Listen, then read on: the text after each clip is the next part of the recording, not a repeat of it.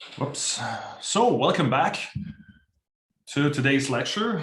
Let's get right back in where we left off last time. We were talking about we were still talking about number theory. So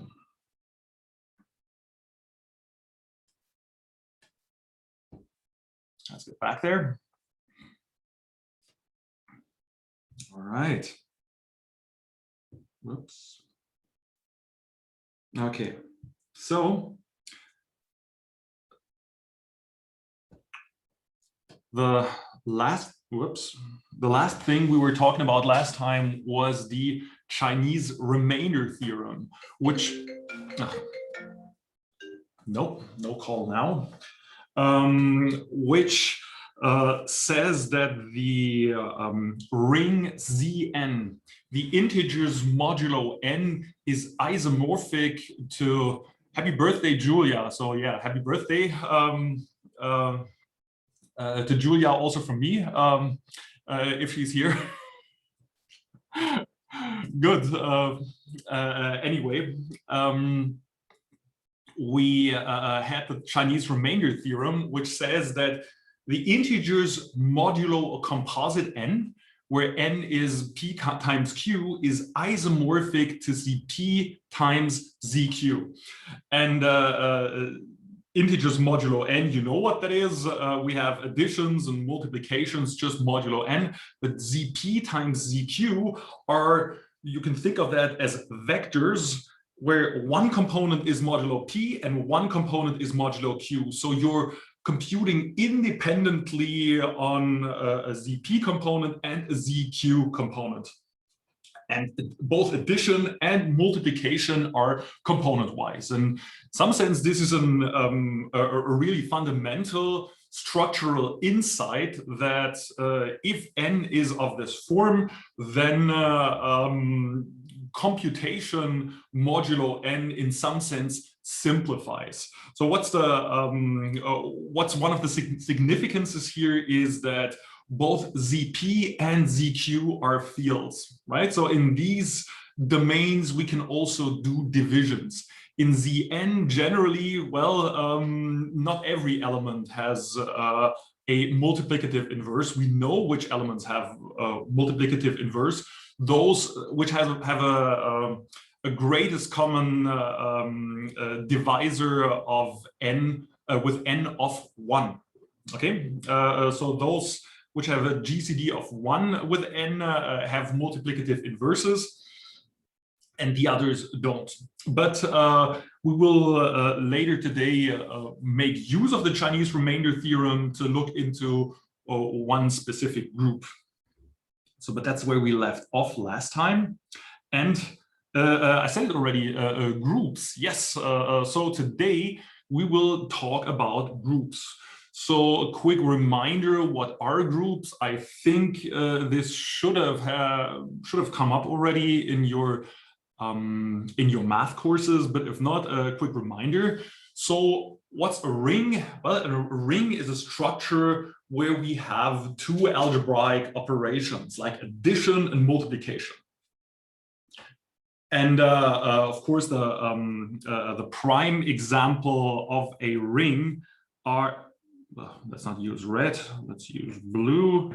The prime example are, of course, the integers with plus and times. Now, groups are, in essence, not a more complicated, but a simpler concept than rings, right? Instead of having two operations, plus and times, we just have a single algebraic operation. So, for instance, think of the integers and plus. But let's first go into the definition of what a group is.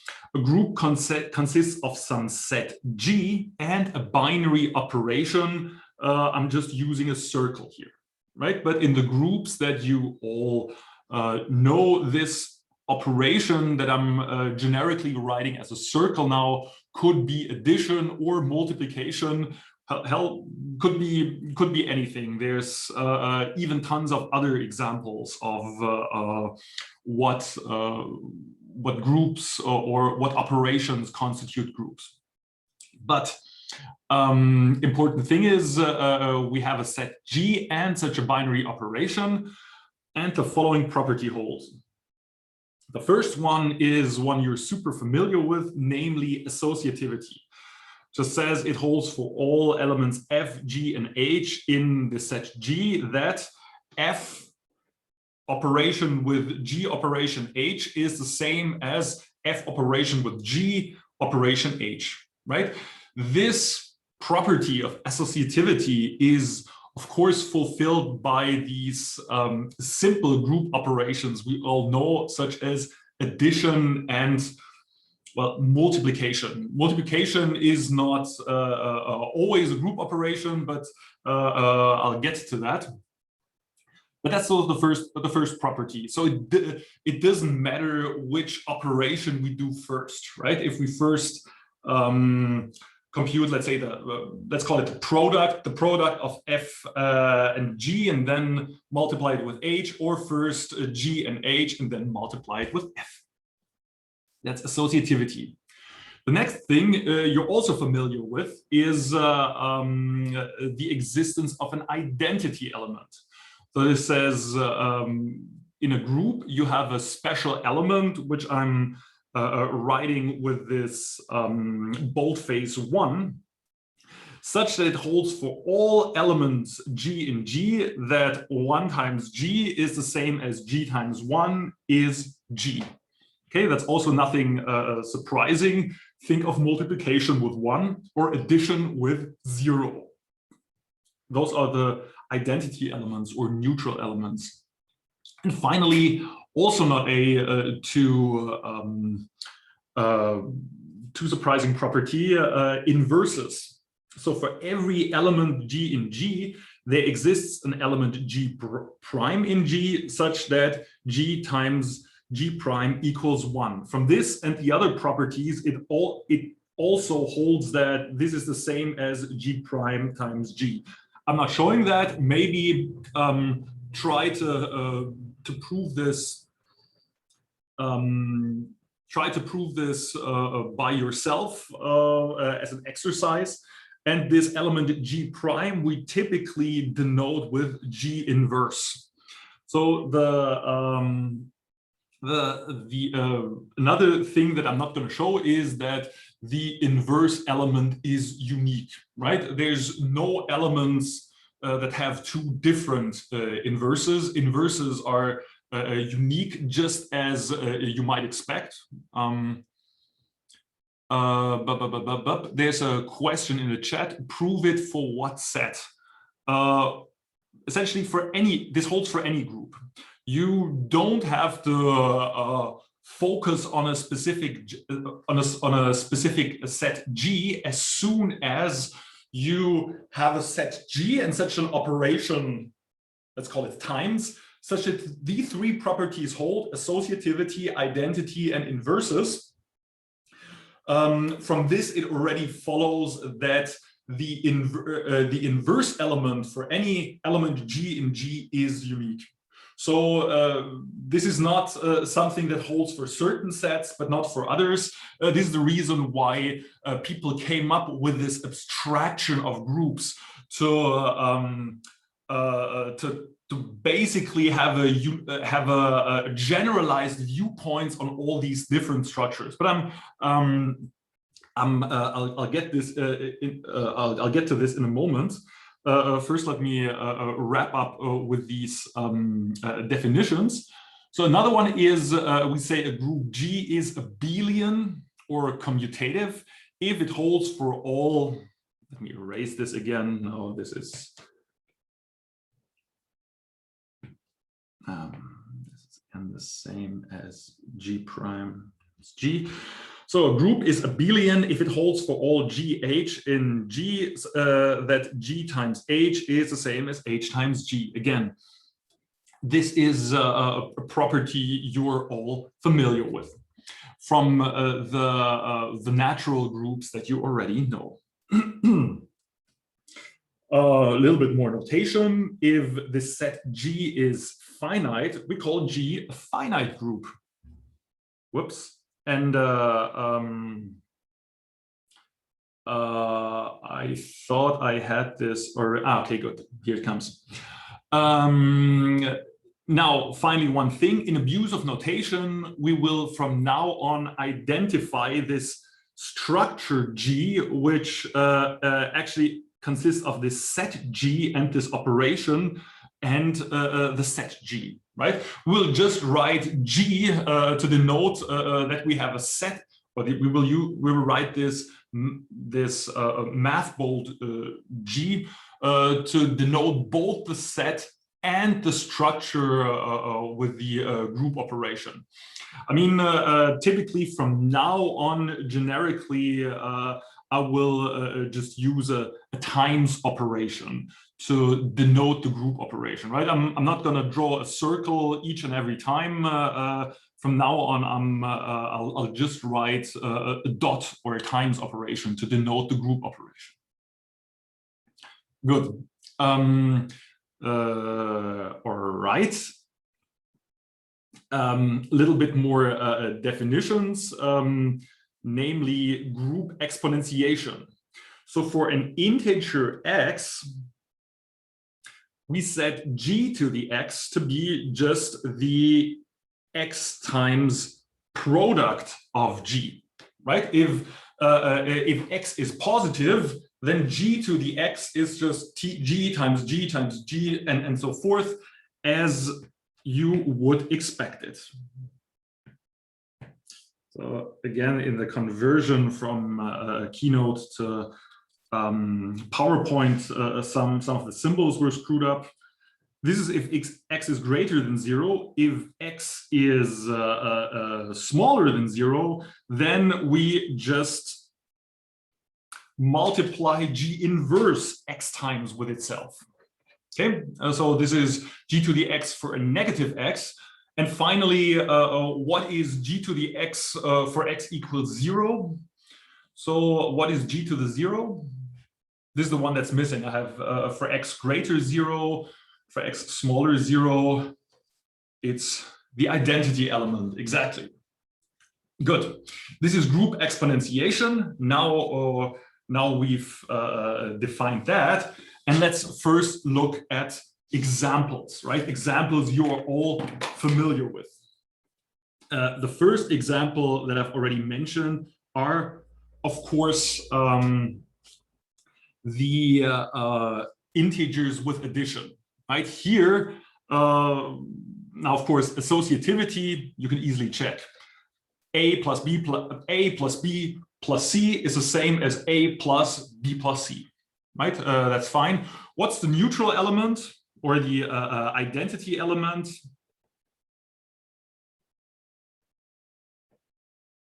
What's that? 0, exactly.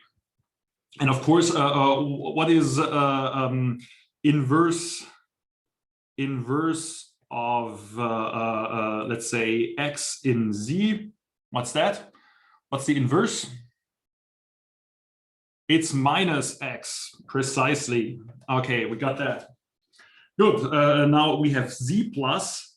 Also, the rational numbers with plus, and here, believe it or not, everything is the same except for inverse of x element q is still minus x. Good. Now, what about integers and multiplication? Is that a group? No, why not? No inverses, exactly. So, but what if instead of integers, we just look at, okay, let me ask this way. Which elements in Z have multiplicative inverses?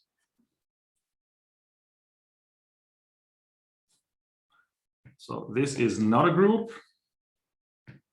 but does this contain a group?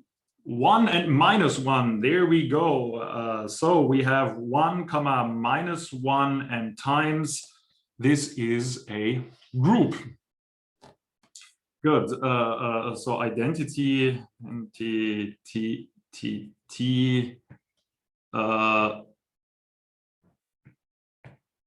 identity is of course 1, and 1 inverse is 1, and -1 inverse is -1. So x inverse is just x. All right, good. So what about q and times? Is this a group? The rational numbers and multiplication. There seems to be a consensus that this is a group. I would like to object. This is not a group. And someone in the chat wrote the answers. Answer 0 does not have an inverse. That's correct. So if we take out 0 from Q, that is a group. Here we have identity is 1, and x inverse is just 1 over x. Good. And clearly 1 over 0 doesn't exist, right? 0 doesn't have a multiplicative inverse, so we had to take out 0, right? In the integers z, we had to take out everything except for 1 and -1. In the rationals, we just have to drop the 0 to turn this into a group. Good. Now, of course, there's more. What about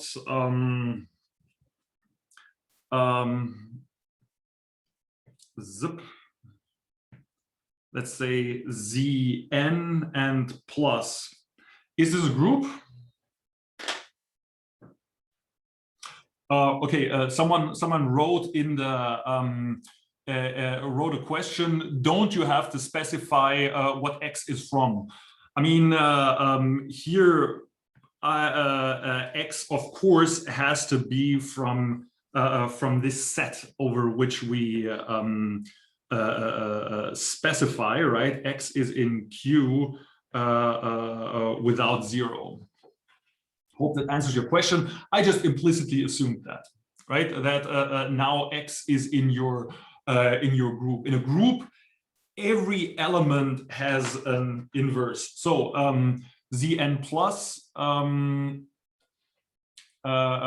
good. Identity is 1, and the inverse is just minus x mod n, which is modulo n, the same as n minus x, as someone wrote in the chat. Okay, good. Identity. Oh, sorry. Identity is 0. Thank you. Okay, good. You're still following me. Yes. Here for this one, identity is 0. Thank you. Good. My bad. But let's get to that. What about Zn comma times? Is that a group? Not always. If n is prime, good. So first, if n is prime, is this a group? Someone says yes, yes, yes. May I remind you of this? Exactly. So 0 has no inverse. Very good. So what about Zn without 0? Is this a group? Who's in favor? Who's against? If n is prime, that's correct.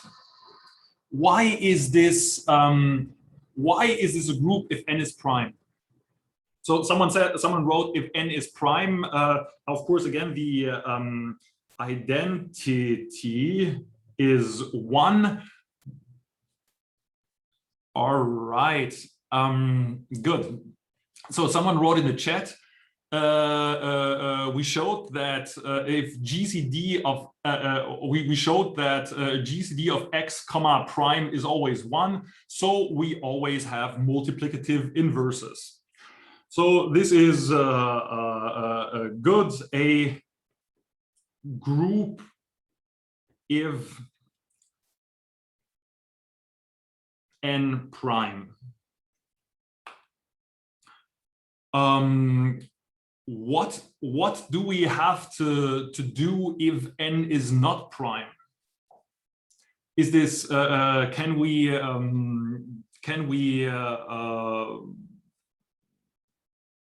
sort of throw out a few more elements and end up with a group, or is Zn sort of generally in a bad shape?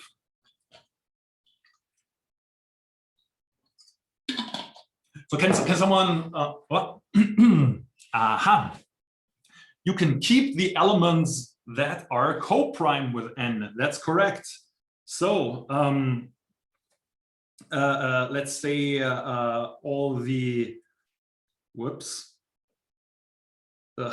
x in Zn, where GCD of x comma n equals 1, and times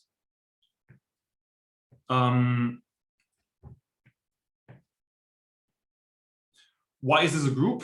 Or sorry, here normal. So first, of course, the identity would be 1. Is one in the group? Well, the GCD of 1 and n has to be 1. Great. So 1 is in our group. Apart from that, how do we get a multiplicative inverse of some x in that group?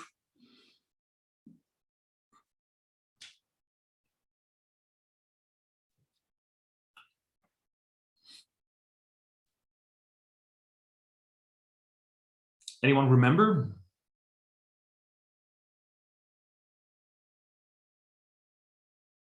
So there's a question. What's the intuitive proof that the multiplicative closure is still contained in this group? Good question. So how can we go about this?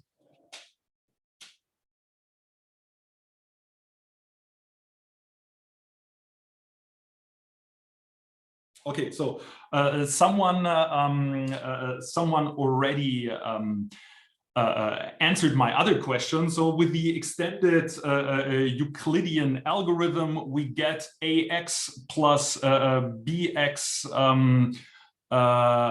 equals 1, or by equals 1, where b equals n. This is how we get inverses. But coming back to the other question, how could we show that this group is multiplicatively closed?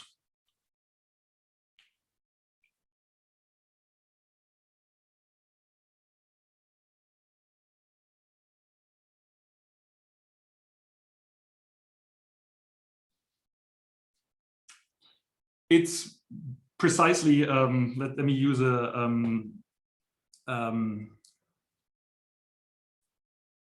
yeah, so someone writes any two elements are co-prime to n, so is their product. That is absolutely true. But maybe the intuitive way to see this was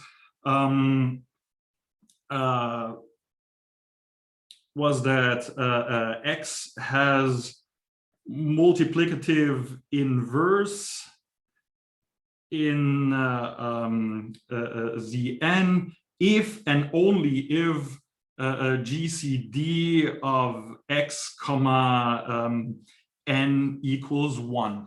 Okay, let me make some space up here because I don't have another white slide after this. So when you look at some A in, let's call this G, right? A in G, comma B in G.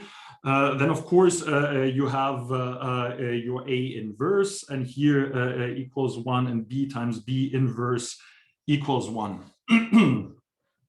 So, but that means that, of course, if you take A times B, then I'm claiming that, of course, B inverse times A inverse, this is a commutative group, so so the order doesn't matter.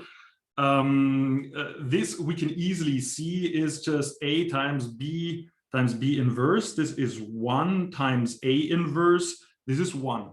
So that means A times B has multiplicative inverse, right?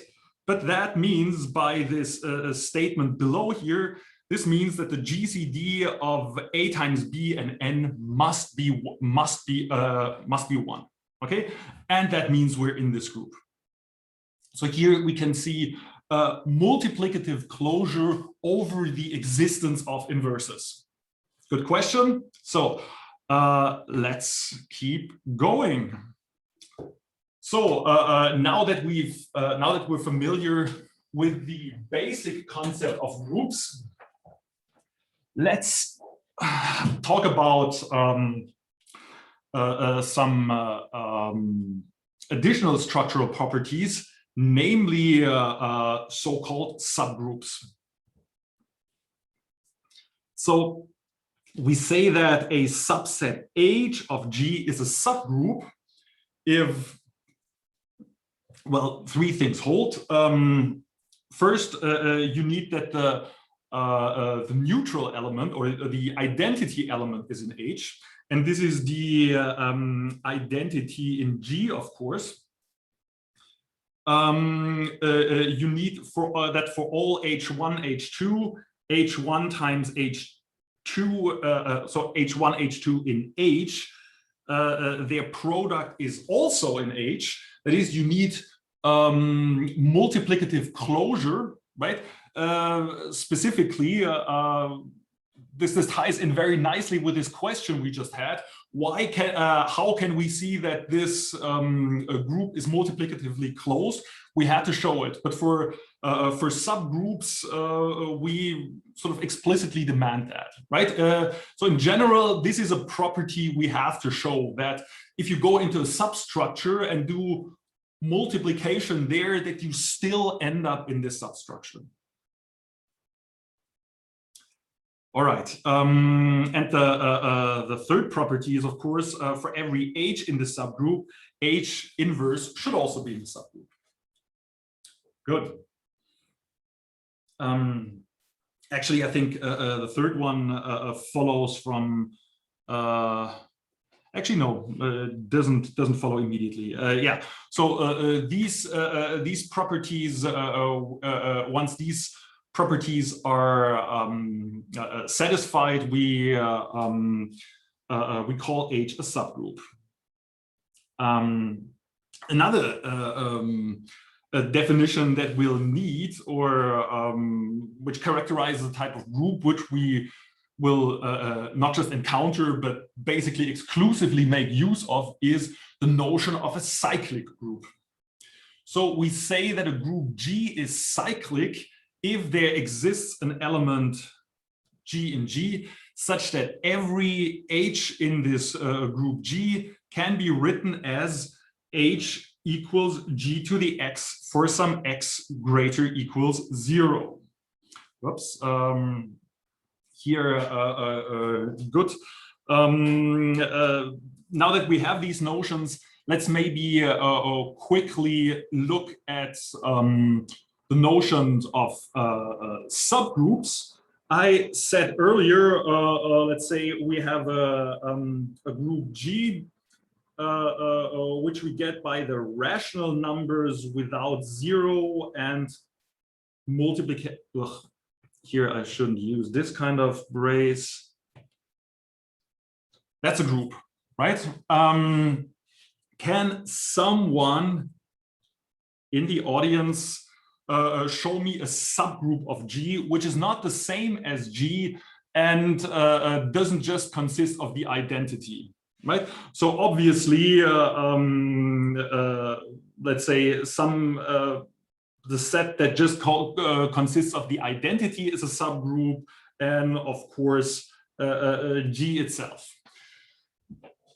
Can someone point me to a subset of this group, which is itself a group is a subgroup of G?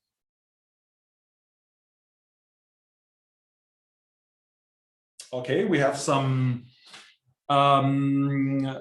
Good. So someone, the first thing someone says, G without 2 1/2.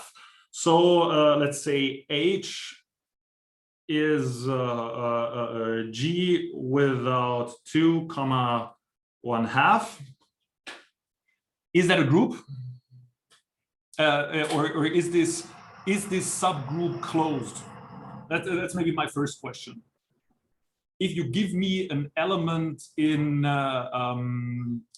this in G without 2 1/2, no. Someone writes no. Why not? Why is this not a subgroup? What's the problem? What problem do we have here?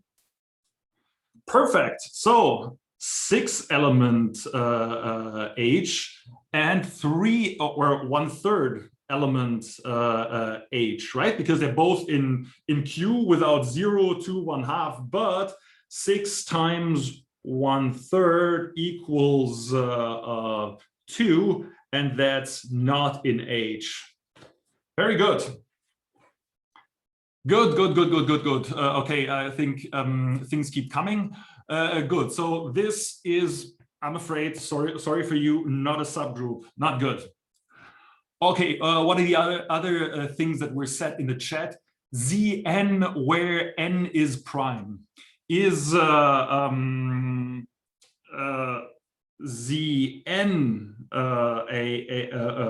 H equals Zn. Is that a subgroup? Someone? For prime n?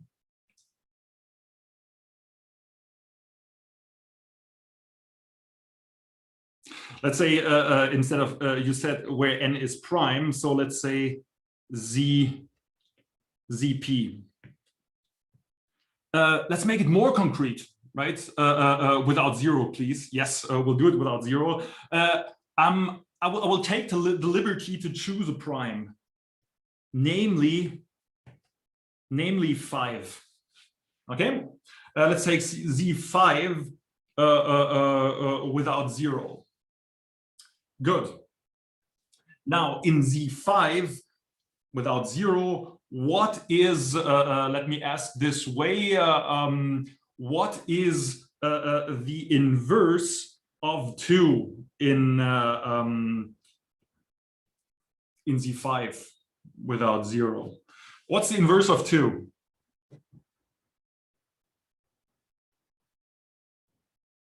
What do I have to multiply 2 with in Z5 to get 1?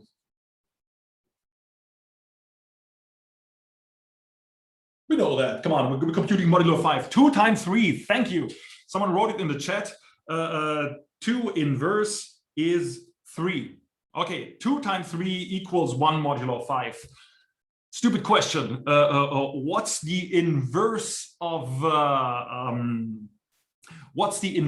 2 in G? So what's 2 inverse in G? What's that? 1/2, exactly. So this is 1/2. And now you can see they're not the same thing, right? 1/2, these two guys, they're not equal. So H is not a subgroup. Essentially, we even have different operations in G and in this H. So someone writes, but the multiplication of G is different to the multiplication in Z5. Precisely. And that's why we're also having other inverses. So this is not a subgroup. So still a question, can someone point me to a subgroup? I'm going to give you a tip. There is only a single G only has a single non-trivial subgroup. So the trivial subgroups are these two guys.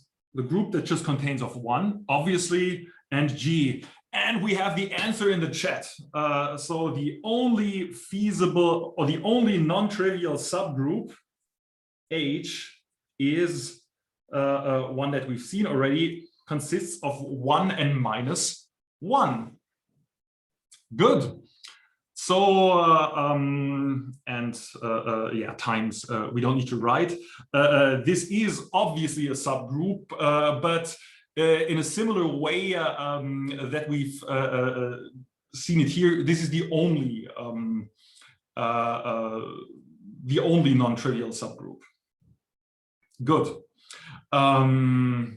So much about subgroups. Let's maybe quickly still talk about cyclic groups and how to represent them. So why do we call groups of this form where every element is of the form G to the X cyclic? Anyone know why is cyclic a good name for this?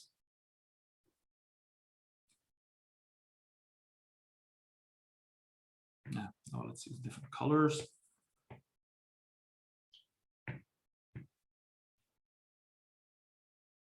Let's use black. Good. Someone writes, because we get G again for some X. That's true. But let's maybe cut this short. I'm just gonna tell you. So cyclic groups. Let's say if they are cyclic groups can always be written in this way.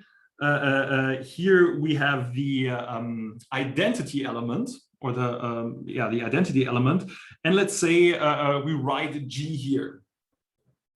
Now, G times G gives us G square, and so forth, G to the 3, and we can continue and continue and continue until we're at G to the, let's call it N minus 1, and then G to the N will all of a sudden be 1 again. So cyclic groups, they're called cyclic because basically we can draw their what we call what's in general called Cayley graph. It's just a cycle, right? All group elements can be arranged on this circle, and when you do multiplications, you just move around in this circle. But we will now see something that helps us to understand these cyclic groups in some better detail, namely the theorem of Lagrange. And I'm only giving you a simplified version here. What does the theorem say? It says, let G be a finite and for the simplified version, a abelian group. So the group is commutative. A times B is the same as B times A.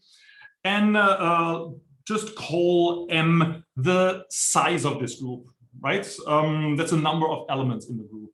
Then the theorem says that it holds for every G in G that G to the M equals 1.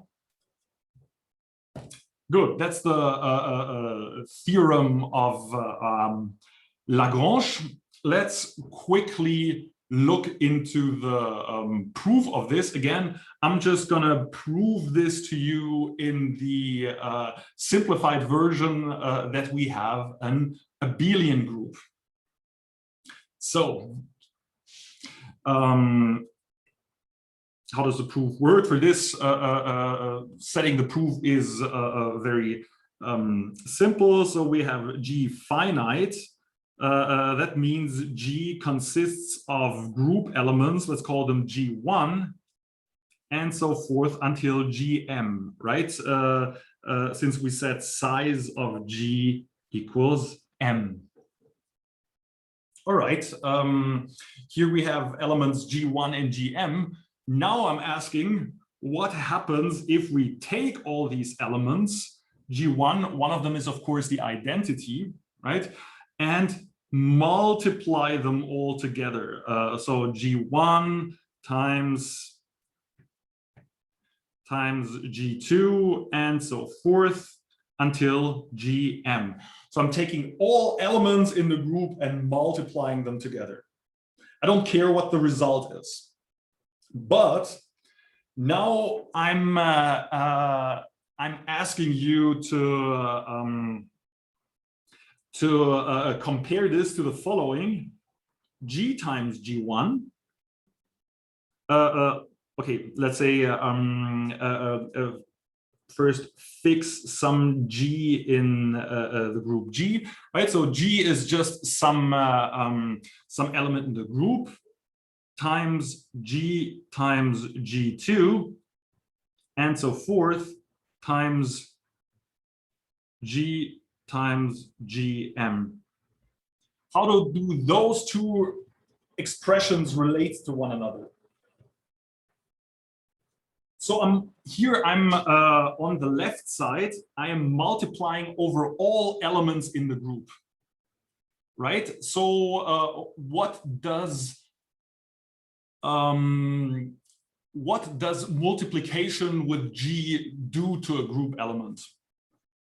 So let me maybe ask this way. So on the left side, we're going through all elements in the group. Do we also get all elements in this side? So when we look at these expressions, G times Gi, what's happening there? Could it be that okay? Let me ask more explicitly. Could it be that that two of these guys here collide? Right? We know that on the left side, all the elements that we multiply here, all are different.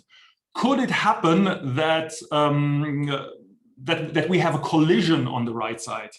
Could it happen that G times Gi equals G times Gj for some I not equals J? Could this happen? Aha, no, because this implies Gi equals Gj, because G has an inverse. So obviously this mapping G maps to let's call it this mapping X maps to G times X is a permutation, right? So when we multiply any element X in this group with G, it's just being sent to another to a distinct group element, and this function doesn't have collisions. So that means since we're going over all group elements here, we're also going over all group elements there. But since this is just a permutation, but since we're already going over all group elements, there's not much more we can do. So these two expressions are the same. Okay. Because X maps to G times X is a permutation. And from this, we just get that this G1 and so forth, just by rearranging now until Gm is the same as G to the M times G1 and so forth to the Gm. Right, but now we can just cancel out this product on both sides and get that 1 equals G to the M. and we're already done. That's the simplified theorem of Lagrange. We've just used that x maps to g times x is a permutation. It just, yeah, flips the group elements around, but it doesn't create any collisions or whatnot. And of course, we since we're going over the entire group, we cannot leave the group. That's all. Good. That's the theorem of Lagrange. I reserved 2 slides. Examples. So let me see. Whoops. Examples. Good. One of the let's maybe go into a specific group, right? Namely, again, let's maybe go into Z11 without 0. And it's getting quite loud there. And you know what? Z11 is maybe a little bit big. Let's make this slightly smaller. Let's maybe go into C5. Okay, and multiplication. So the theorem of Lagrange says that. So first off, if this is our group, if this is G, what is size of G? What size of G?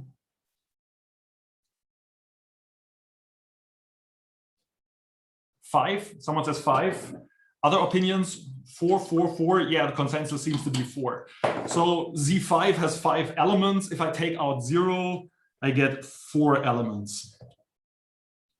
Okay, so it says that if I take any element in there, let's take, for instance, 3, and raise it to the power of 4, then this should be 1. Okay, so of course, 3 to the 4 is the same as 9 square, but what is 9 modulo 5? That is just 4. So let me maybe write congruent. 4 square, right?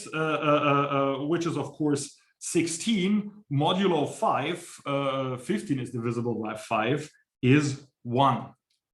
Okay. So you can do that with, I mean, Z5 is not that big. Let's maybe do that with a bigger group, maybe Z11 without 0 and times. What's our size of G now? 10, exactly. 10. So let's take some element, for instance, 5, and raise it to the power 10. Okay. Well, no. Well, raising to the power 10 is a little bit annoying here. Let's see if we can do that. But that's of course. No, 5 is actually. A pretty easy one, right?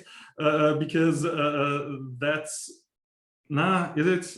No, it's 5 square to the 5, right? That's 25 to the 5. This is 3. So sorry, 25. Yeah, 25 modulo 11 is just 3. To the 5, let's just do this. It's 9 times 9 to the square times 3. Okay, and 9 modulo 5. 9 modulo 5 is just 4. And 4 times 3 is 12, and this is 1. So someone said 25 modulo 11 equals 4. No. I mean, 25 minus 22 is 3, according to Adam Riese. Okay, good. But let's keep it with this. So you see this actually. So we've verified experimentally that the theorem of Lagrange actually works. If I just told you that this holds, it might have come as a surprise, but now we've seen, yes, this actually works. And good. Let's look at some corollaries which follow almost instantly from this. The first one says that if G is a finite abelian group and the order, right, the size of the group we call the order of the group, we also call that order of M, order of G. The order of G is M, then it holds for every H in G and every X in Z, that H to the X is H to the X modulo M. Right? Why is this the case? Why does this follow from the theorem of Lagrange?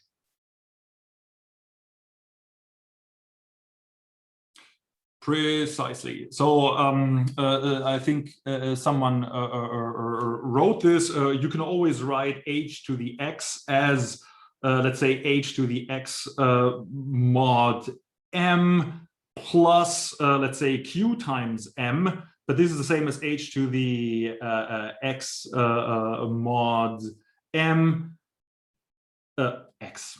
Sorry, my bad. Should be an H. Is the same as, whoops, I'm missing something, times H to the M to the Q, but H to the M is just 1. Okay, so this corollary follows very instantly. So remember, we are allowed to the theorem of Lagrange allows us to reduce modulo M in the exponent. We'll see an example of this in just a moment. Corollary 2. If G is a cyclic group and order of G is M, then G is isomorphic to Zm under the isomorphism Zm to G with psi of X equals G to the X. So why is this the case?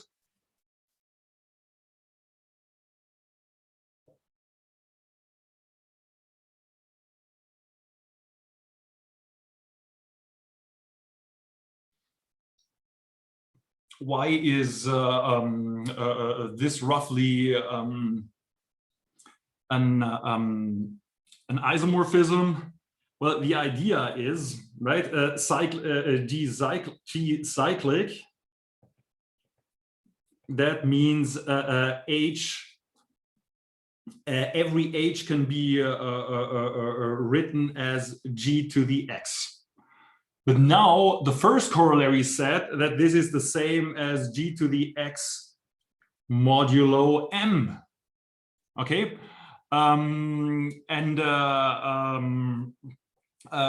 this you already get the isomorphism. Okay, but let's go on and look at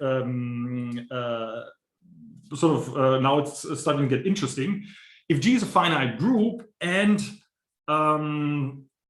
the order of G is prime, then G only has the trivial subgroups 1 and G. Okay, for groups of prime order, we only have the trivial subgroups, right? We don't get don't get any intermediate groups, so to speak. How could we show this?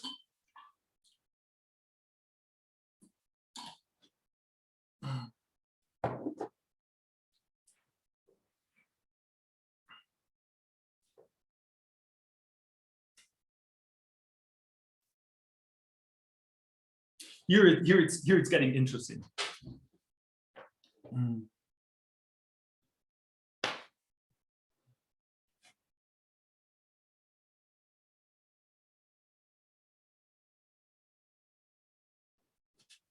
By the way, do I have no, I don't have extra space for this. So let's quickly look at this. Let's say H, not a nice H. Let's say we have a subgroup H, subgroup of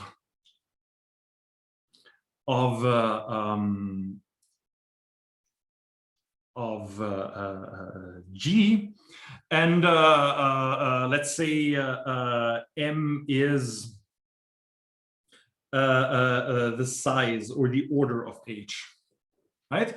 Then the theorem of Lagrange tells us H to the M equals 1 for all H element H. Good. But now H is, let's assume H is a non-trivial subgroup. Okay, there's a question in the chat. Does corollary 3 mean that there are no other trivial subgroups or no other subgroups at all? It means there are no other subgroups at all, the stronger statement. And that's what I'm showing you right now. So we have that H to the M equals 1, where M is the size of this subgroup H, right? If H was 1, then M equals 1, and if it was this, then M equals P. But now let's assume that H was a different subgroup. What can we then say about the size of this lowercase m?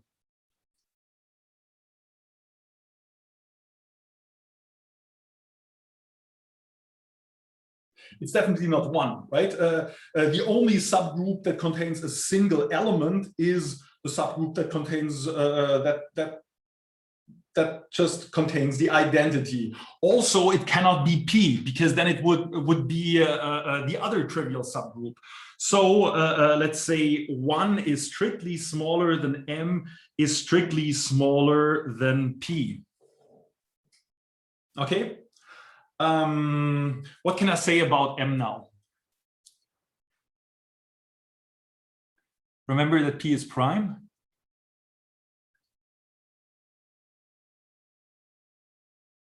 So P is somewhere between 1 and P, but it's not 1 and it's not P. M is coprime to P. Yes, what does it mean? Good, you're onto it. So M is coprime to P. What does that mean? Go ahead, come. You're almost there. So M is coprime to P. What does that mean? Can we say something about M modulo P?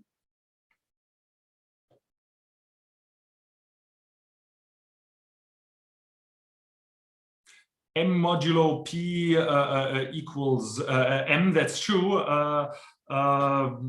But some additional help. Can we say what holds for M multiplicatively modulo P? P is a prime, and M is not 1, and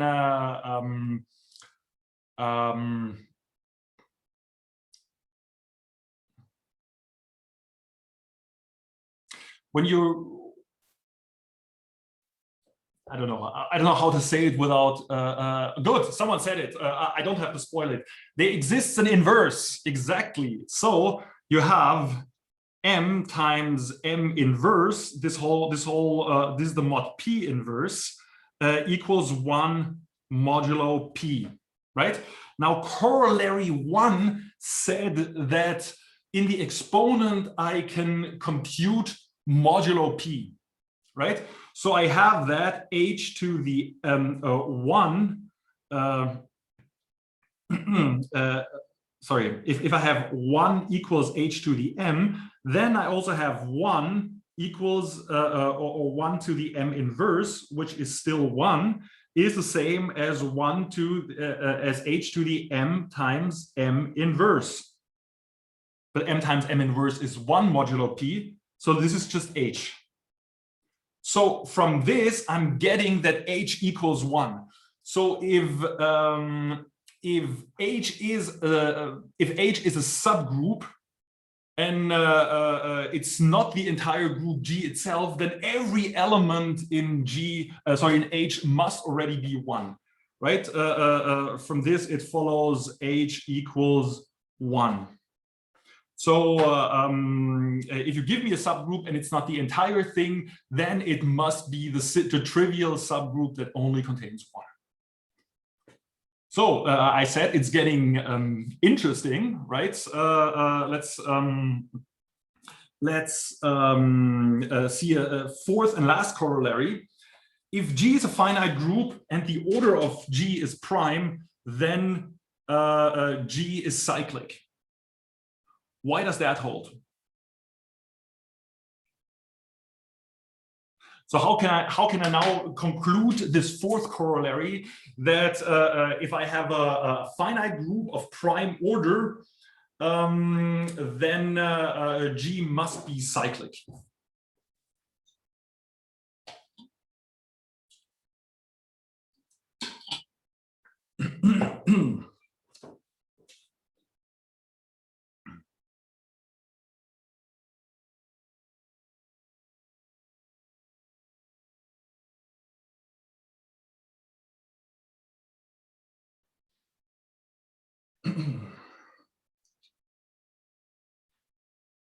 Anyone?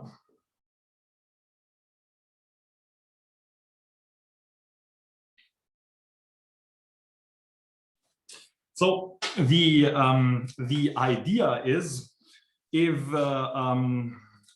maybe I'm leaving you with that to for yourself. If if G is not cyclic,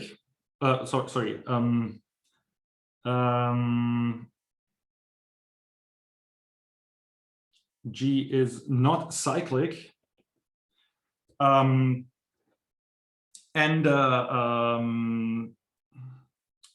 wait, which way around did I want to say that? I wanted to say that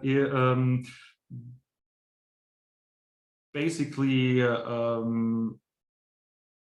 yeah, if G is not cyclic, this you can do for yourself with an exercise, then G must contain a subgroup.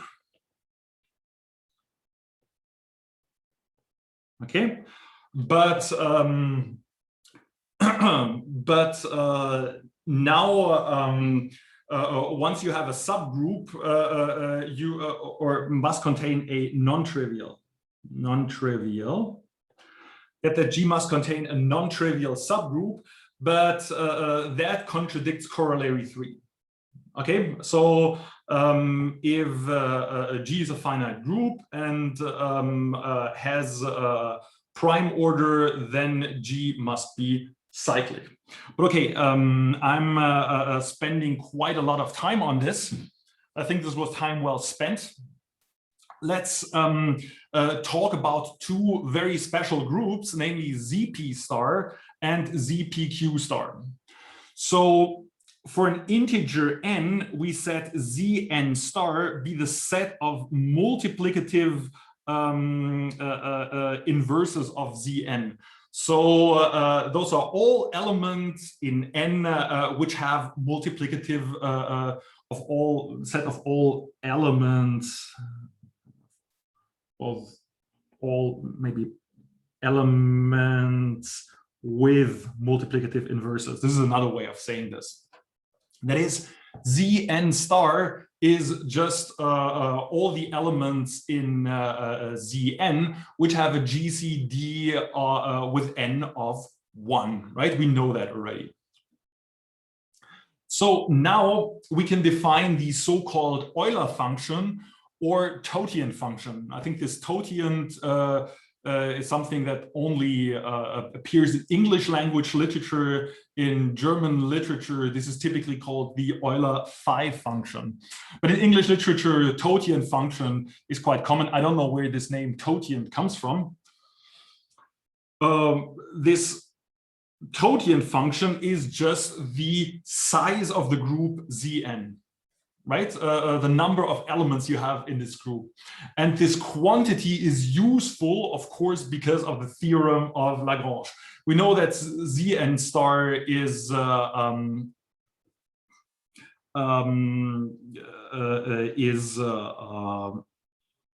group. So you have for all x in Zn star, you have x to the phi of n equals 1 by the theorem of Lagrange, right? Because this is just the size of this multiplicative group.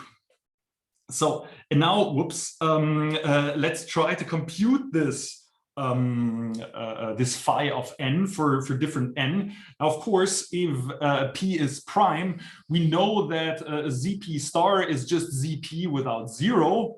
Thus, for a prime p, we have phi of p is just p minus 1.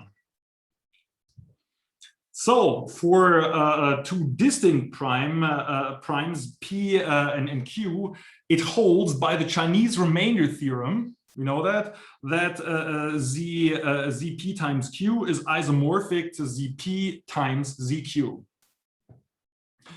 But that also means that the identities in zp are just a product of identities in zp times identities in zq.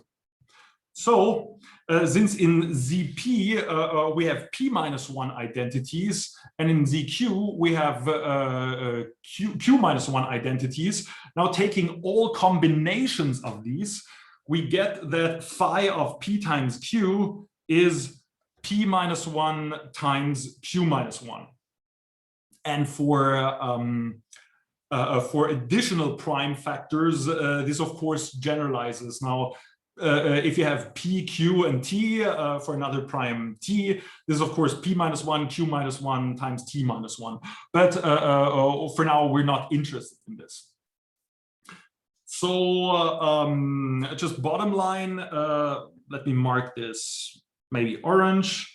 For prime p, phi of p is p minus 1, and for pq, we get that phi of pq is p minus 1 times q minus 1. This is useful because of the theorem of Lagrange.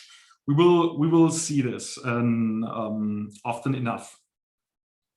But okay, before I'm running out of time here, so here this motivates that primes are really important when it comes to these finite groups, right? Zp and Zpq star are finite groups, and they behave nicely for primes p. And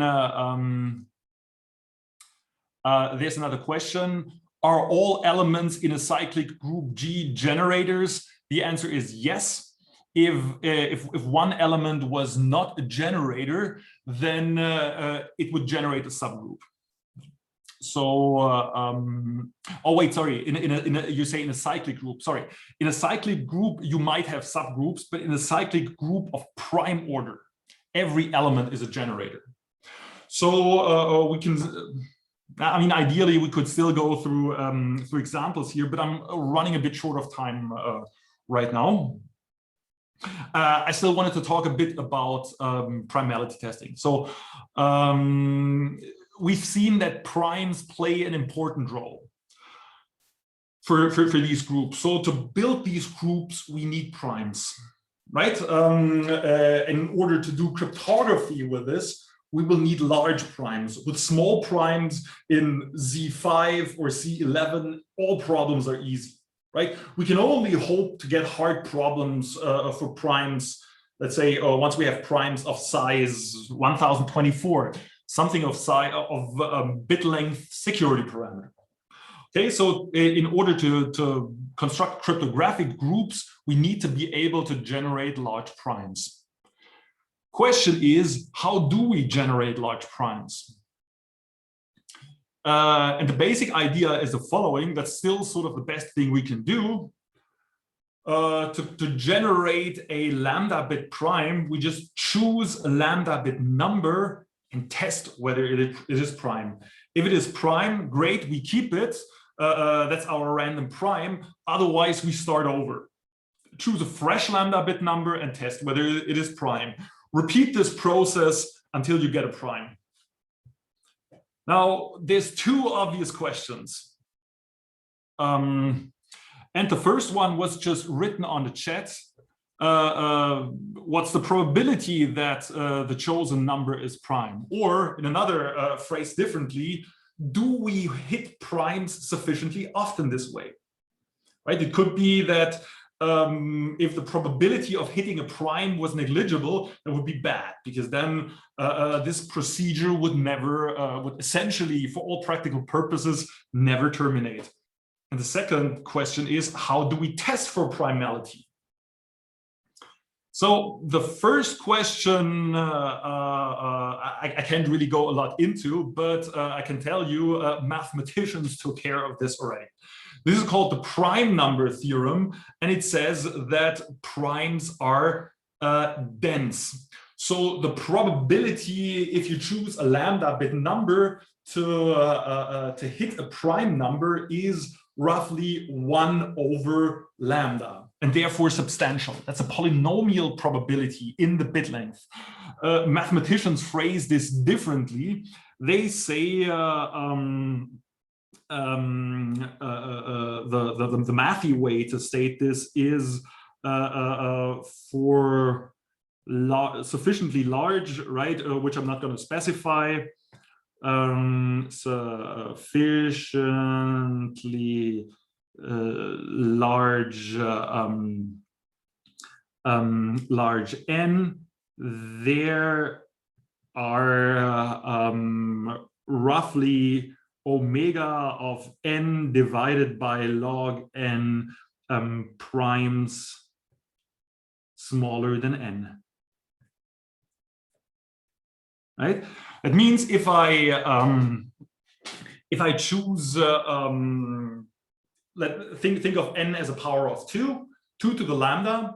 Now the probability, if I choose a random number between 0 and 2 to the lambda, the probability that I am hitting a prime is actually this expression here divided by n. So roughly 1 over log n, but since n is now 2 to the lambda, this is just 1 over lambda. All right, so I won't be able to go into this. But the second point is, how do we actually test for primality? Now, a lot of things have happened in the last 20 years regarding primality testing, but we know already if n is prime, then it holds by the theorem of Lagrange, because then phi of n is n minus 1.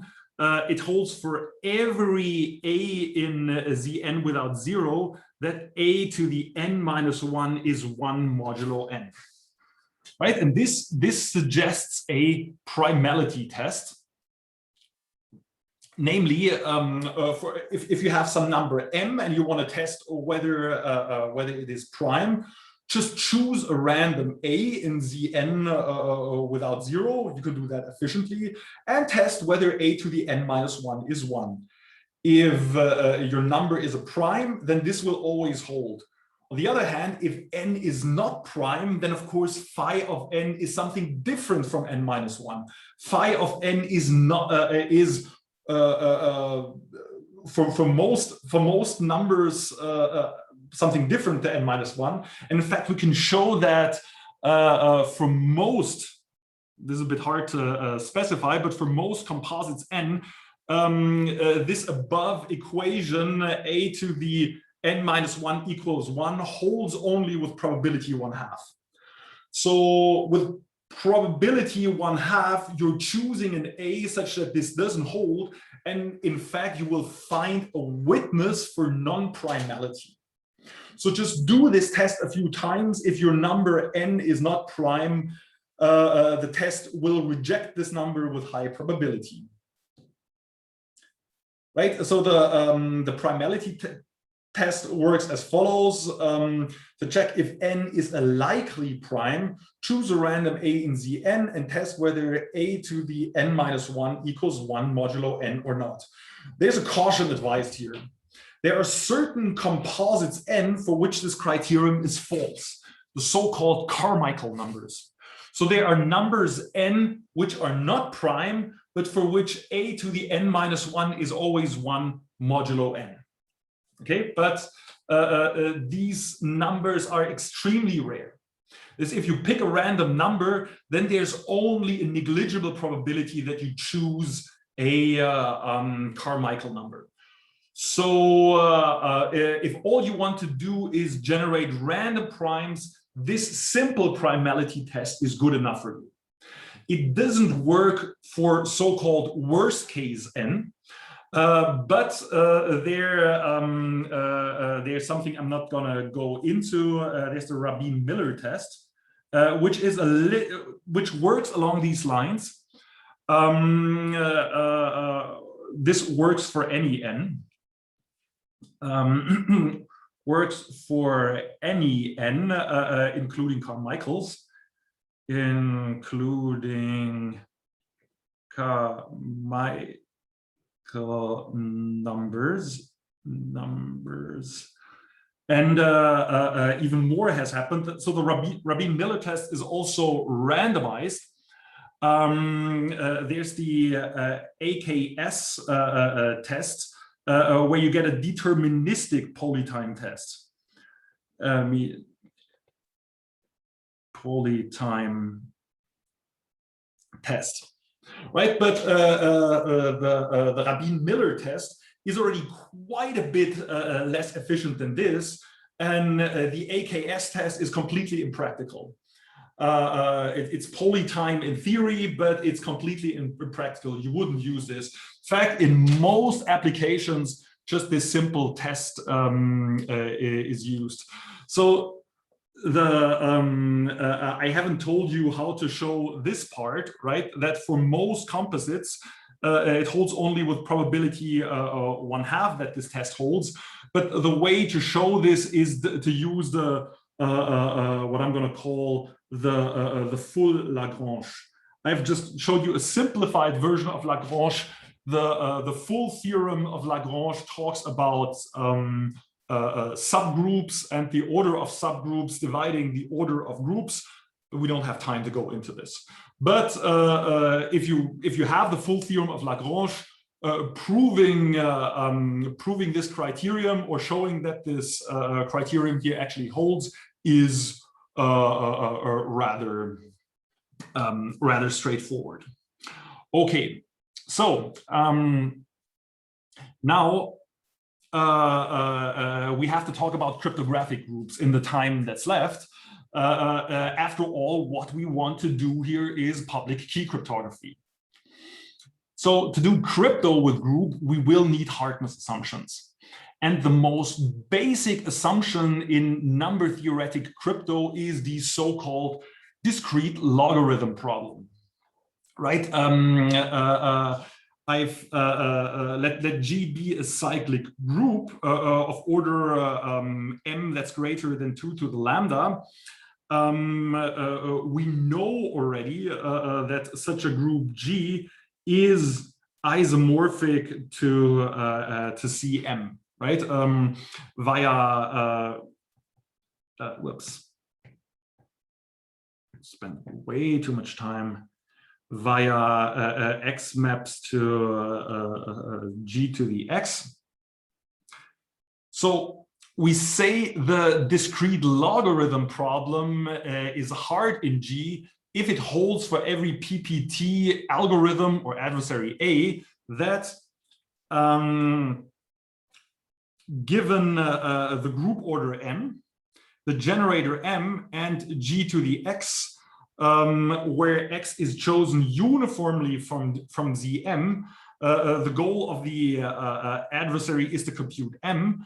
And we say this problem is hard if the adversary's success probability is negligible. So bottom line is for every cyclic group, this function, this exponentiation function is efficiently computable. Mapping X to G to the X is always efficiently computable via square and multiply. But the discrete logarithm assumption says that inverting this homomorphism or inverting this function is hard.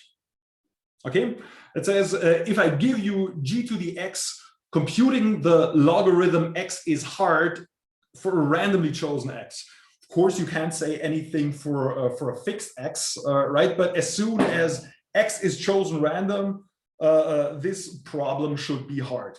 That's the most basic assumption in number theoretic cryptographies. Enough to do certain simple things, but not really to do some of the more interesting things, but we're going to get to that. And but the next thing is, okay, you say, we say the discrete logarithm problem is hard in G, but what's G? Right? What's the group G? I mean, here I've just defined what it means for the discrete logarithm problem to be hard. In most of the groups we have seen so far, this problem is not hard, right? Like in the, let's say over the reals with multiplication or over the, whatever computing logarithms is easy. So why is this called discrete logarithms? Well, examples of such groups, let's take a different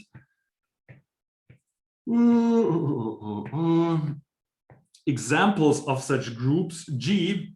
Well, let's look at ZP star, right? We know this is a group and we know that size of G is P minus 1. Good, but what I said here is I need a cyclic group, right? So is ZP star a cyclic group, or is it a prime order group? I didn't say anything about prime order in the last slide, but can ZP star be a prime order group? See who's still awake. No. Why can it not be a prime order group? Why can ZP star not be a prime order group? Exactly, because P is a prime. So if P is prime, P minus 1 cannot be a prime. But, and you already wrote something that's quite suggestive.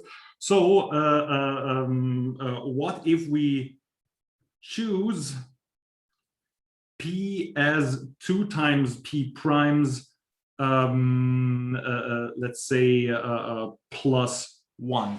Okay, there are primes that are of the form 2 times another prime, where P comma P prime are prime. Both of them are prime. What can we now say about, well, order of ZP star is just 2 times P prime, right? We want a prime order group, but now I have a group of 2 times prime order. What do I have to do to turn this group, or to find a subgroup of this, which is of prime order?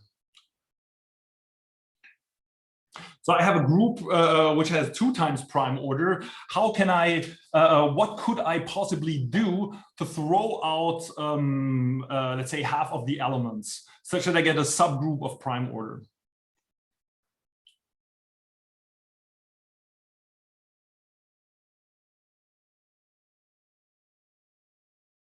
Throw out the even ones. Is this closed under multiplication?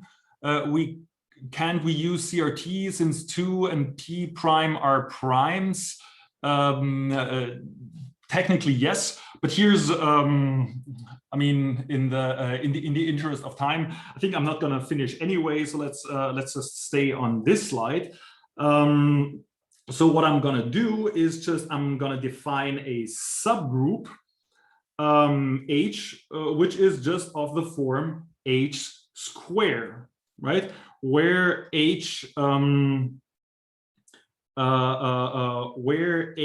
is in ZP star.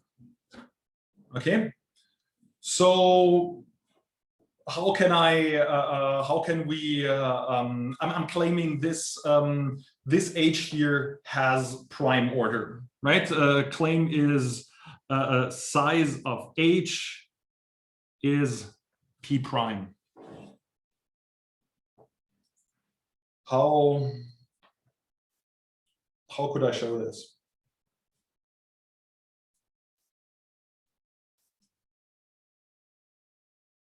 So first, how can you show that H is actually a subgroup? How do you show this? We have 3 minutes left. How do I show that H is a subgroup?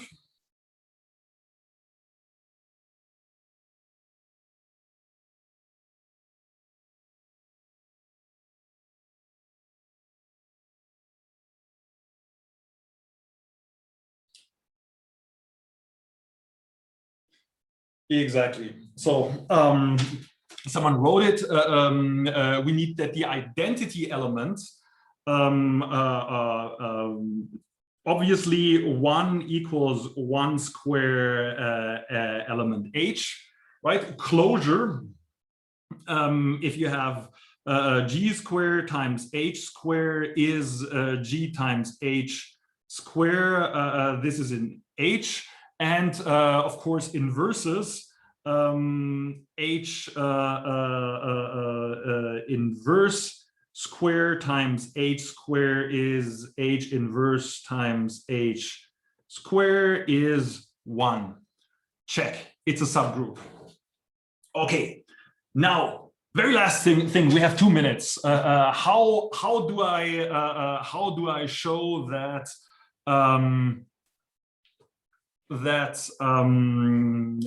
size of H is P prime? That's the very last thing I want. How do I show this? Very last thing for today.